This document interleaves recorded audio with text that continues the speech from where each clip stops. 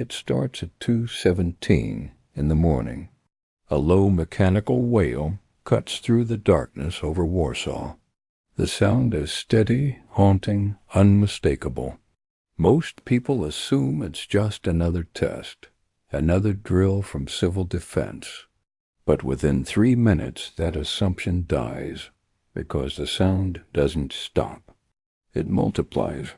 One siren becomes 10, 10 becomes 100, then hundreds more. Across the entire country, the air fills with a noise that hasn't been heard at this scale since the Cold War. No announcement follows. No broadcast explains what's happening. The sirens just scream, and they don't stop screaming for 3 hours. Here's what we think happened that night. We think it was a cyber attack. We think it was foreign interference. We think someone wanted to create chaos. But that's not the whole story, because what actually broke Poland that night wasn't the sound. It wasn't even the panic. It was something far more insidious. It was the fragility of a system built on the illusion of control. And when that illusion shattered, it revealed a truth no one wanted to admit. Modern infrastructure isn't just vulnerable to missiles or bombs. It's vulnerable to something far cheaper, fear itself. And fear, as it turns out, has a price tag. Let's rewind. Let's look at what Poland had become by the mid-2020s. This wasn't the struggling post-Soviet state of the 90s. This was a nation reborn. GDP growth averaged 4.5% annually for over a decade. Warsaw had transformed into a financial hub. Glass towers reflected the ambition of a country that had escaped history's shadow. Foreign investment poured in. Tech startups flourished. The military modernized with contracts worth billions. Poland wasn't just surviving, it was thriving. The government had spent over $2 billion upgrading its national alert infrastructure. State-of-the-art digital sirens, automated activation protocols, redundant network systems, everything designed to survive anything, an invasion, a natural disaster, even a nuclear event. But beneath all that shining progress there was a crack, and that crack was invisible until the night it split wide open. The system that was supposed to protect Poland was networked, digitized, efficient, and entirely dependent on software written by contractors across 3 continents. The budget had prioritized speed over security, integration over isolation. The ledger showed impressive numbers. New systems deployed ahead of schedule, costs under budget. Politicians celebrated, but no one asked the dangerous question, what happens when efficiency becomes a vulnerability? By 2:25 that morning, half the country is awake. People stand on balconies, staring at empty skies. They reach for their phones, but the networks are jammed. News apps won't load. Calls drop before they connect. Then the reports start flooding in. Lublin's sirens are blaring, Krakow's too. So are Poznan's and Gdansk's, every major city, every town. Even rural villages that barely have internet are howling with mechanical terror. Emergency services offer no explanation. National radio stays silent.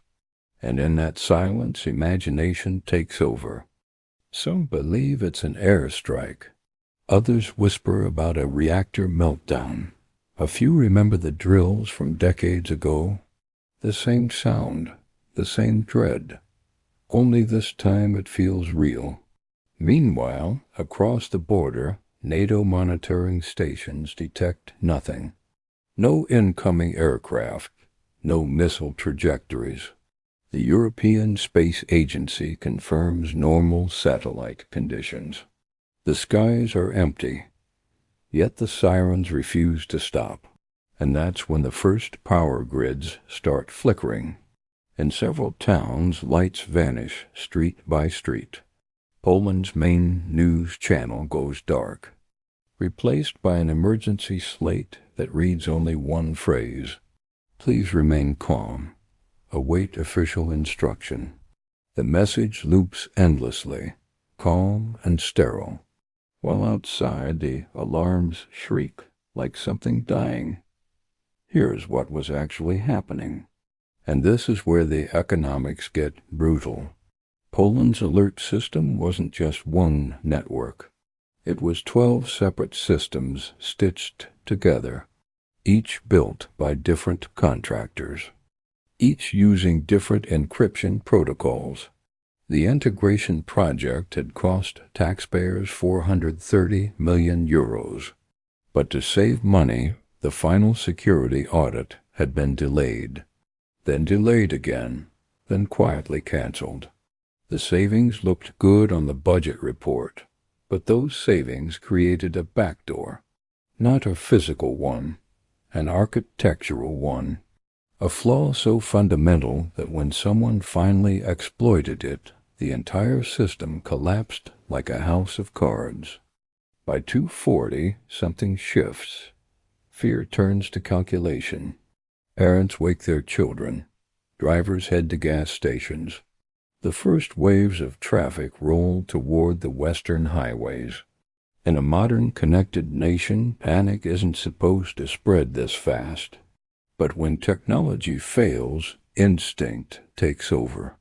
And instinct doesn't care about official statements. It cares about survival. Within 15 minutes, the highways are clogged. Think about that scale. 15 minutes.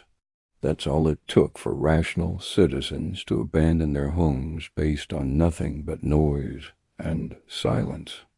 By 2:53, social media fractures under the weight of millions posting the same desperate question: what's happening? Videos show people running into streets, phones pointed at empty skies, waiting for something to appear. In newsrooms and government buildings, the crisis deepens. Poland's national broadcast network is unreachable. Backup transmitters fail one by one. Even NATO's local relay channels experience signal degradation, as if the country's entire nervous system is being choked. Then a strange message surfaces on encrypted chat groups. An alert claiming multiple unidentified aircraft have crossed into Polish airspace. Within minutes, another post contradicts it. No breach exists. The conflicting information spreads faster than either can be verified. And here's the economic reality. Each contradictory rumor costs money, real money. Every false evacuation burns fuel, clogs infrastructure, halts commerce. By 3 a.m, Poland's economy is hemorrhaging approximately 60 million euros per hour. Not from bombs, not from bullets, from chaos itself. Power grids across southern Poland continue failing. Street lights die, elevators stop. Entire neighborhoods vanish into blackness. In Warsaw's government quarter, the Prime Minister's emergency cabinet gathers underground. They attempt satellite contact with NATO command in Brussels. Even there, reports conflict. One intelligence source claims a cyber attack has triggered the sirens automatically. Another insists the activation originated from multiple regions simultaneously, a pattern no simple hack could explain. The truth is uglier than either theory. The system wasn't hacked. It was simply exposed. Years of budget cuts, rushed integration, skipped audits, all those ledger entries that looked so efficient on paper. They added up to a catastrophic single point of failure. By 3:01, the first vehicle surge begins. Highways out of Warsaw and Lublin fill with headlights. white fire stretching across the countryside. There are no official evacuation orders, no coordination, only instinct. Fuel stations overflow. Electronic payments fail because the grid is unstable. Cash becomes the only currency, and within minutes chaos erupts. At a station outside Radom, an argument over fuel turns violent. 2 men hospitalized, over 20 liters of gasoline. Let that sink in. That's the price of panic. Police attempt to redirect traffic, but their radios crackle with static.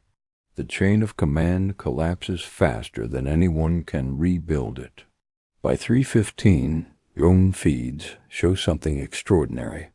Mass movement on an unprecedented scale. Hundreds of thousands of civilians on the roads, on foot, in cars, on bicycles, all fleeing the same invisible threat. Border checkpoints to Germany and Czechia become gridlocked. Guards, uncertain of protocol, wave families through without inspection. Within an hour, 500,000 people are in motion. The economic cost, incalculable. But economists later estimate the total damage from that single night at over 2 billion euros. In Warsaw's hospitals, emergency generators keep lights flickering. Staff prepare for casualties that never arrive. One nurse describes it simply. We didn't know if we were waiting for victims or for the end. At 3:30, the European Union convenes an emergency defense call. The conversation is brief, fragmented, inconclusive. No verified intelligence. No nation claims responsibility. Nobody knows if Poland has been attacked, hacked, or trapped in a catastrophic systems failure. And through every call, every blackout, every silence, the sirens wail. They echo from empty city centers to farmlands miles away. Here's the smoking gun. The investigation that followed revealed the truth. The siren network had been compromised not by a foreign government, not by sophisticated hackers, but by a simple exploit. A back door left open by a subcontractor who'd been paid 80,000 euros to integrate legacy systems with modern infrastructure. That subcontractor had used open source code that hadn't been audited, code that contained a vulnerability known for 3 years. The cost to fix it before deployment? 12,000 euros. The cost of not fixing it? 2 billion euros, plus 3 hours of national terror. By 3:45, conspiracy theories flood online. Government drill gone wrong, psychological test, deliberate provocation. By the time these rumors reach critical mass, they're no longer theories. They're accepted as fact by millions. Across Europe, neighboring nations activate their own defense protocols. Sirens begin sounding in border towns as precaution. Suddenly, it's not one country's nightmare. It's regional contagion. Commercial flights reroute or ground. Pilots report flashes on the horizon.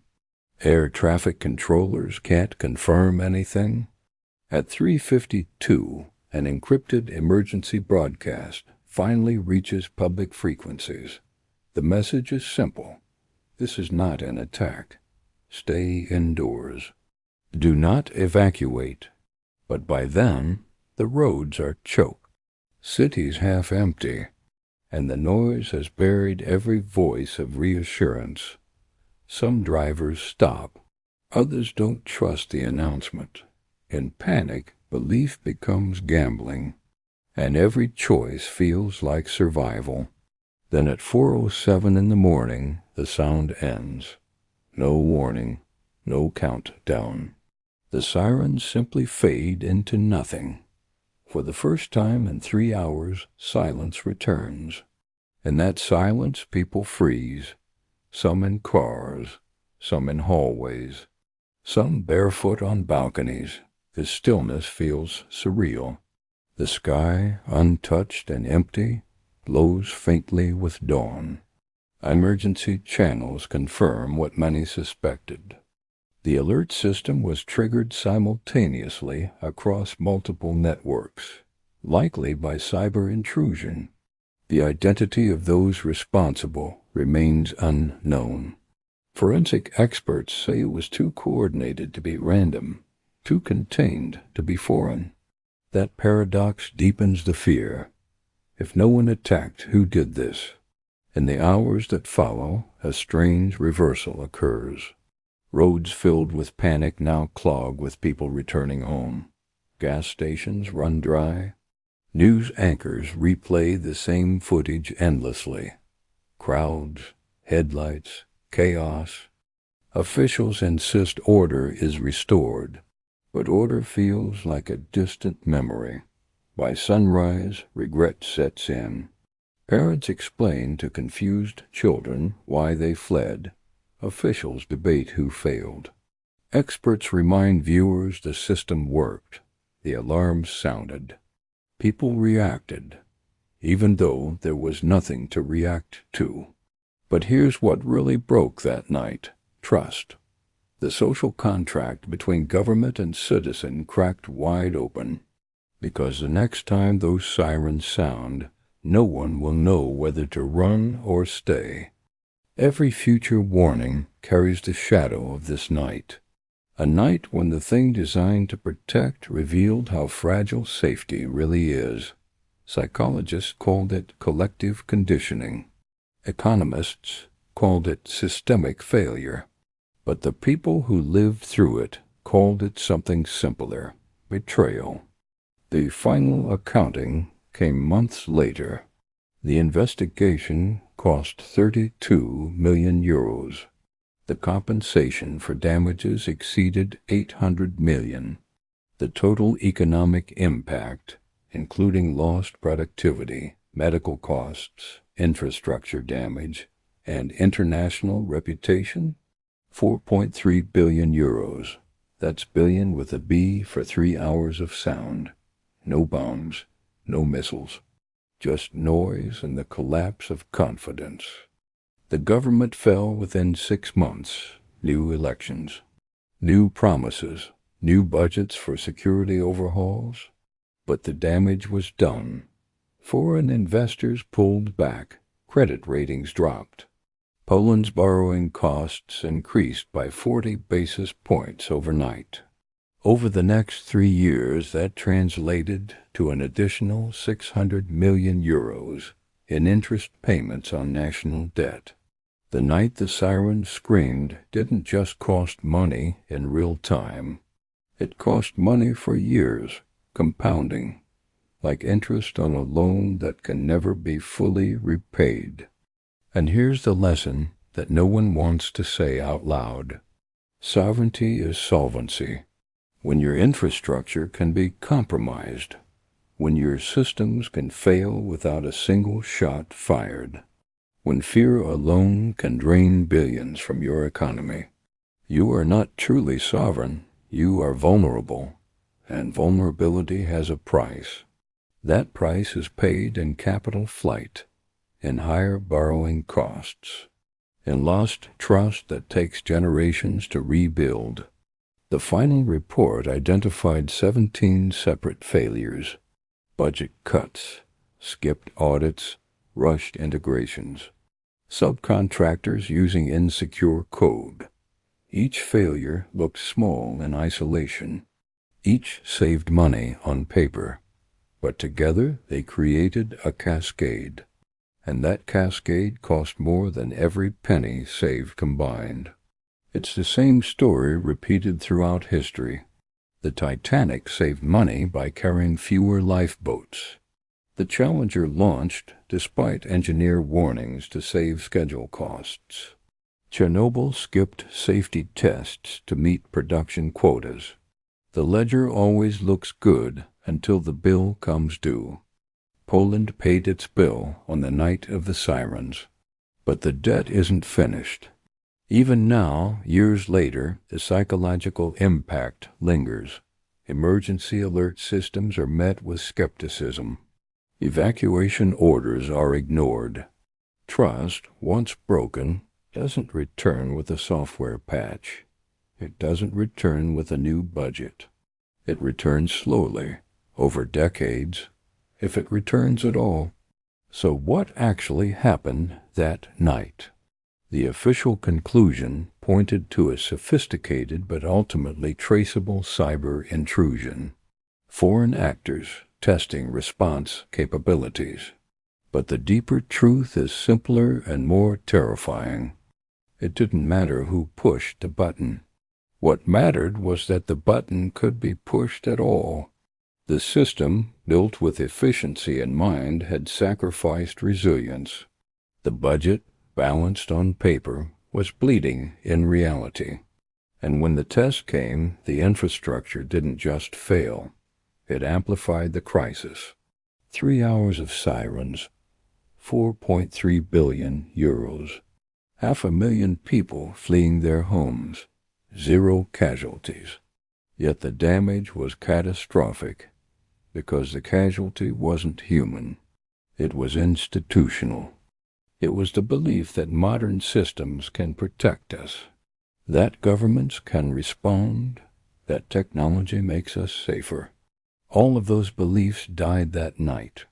And beliefs, unlike bridges or power grids, can't be rebuilt with money alone. The night the sirens never stopped ended without a single explosion, without a single fatality. But it changed everything. It showed that in the modern age you don't need an army to bring a nation to its knees. You just need access. You need a vulnerability. You need the willingness to exploit a crack that everyone knew existed, but no one wanted to pay to fix. And when that crack splits open, the cost is measured not in rubble, but in confidence. Not in lives, but in capital. Not in destruction, but in fear. Poland recovered. Economies always do, but they recovered poorer, more cautious, more aware that the infrastructure holding civilization together is only as strong as its weakest line of code. And that line of code was worth 12,000 euros to fix. It cost 4.3 billion to ignore. That's the real lesson. The ledger always balances. The question is whether you pay up front or pay later, and paying later always costs more. This is the story they don't teach in history class. Not because it's secret, but because it's uncomfortable.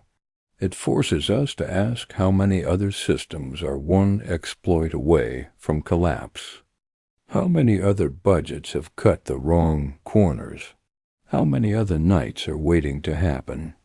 And those questions don't have easy answers. They just have costs. Costs that someone someday will have to pay. The sirens stopped, but the bill is still coming due. If you want to understand the real forces shaping history, subscribe now, because the stories you're not hearing are the ones that matter most. The ones written in ledgers, not headlines. The ones that show the world isn't run by heroes or villains. It's run by accountants, and the numbers never lie. They just wait.